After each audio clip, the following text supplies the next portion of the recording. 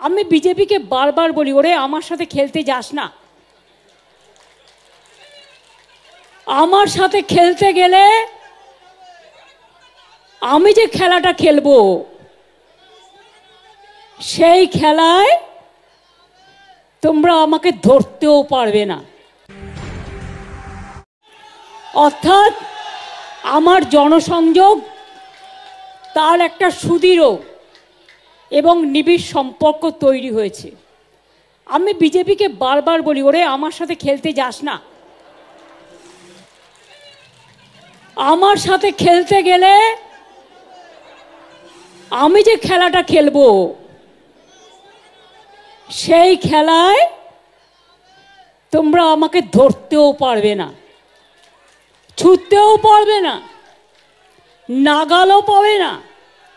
সারা ভারত সরকার বসে থাকো, সব এজেন্সি নিয়ে বসে থাকো, কোটি কোটি টাকা খরচ করো, টাকা গুজে গুজে দাও, টাকা নেবে লোকে, তোমায় ভোট দেবে না।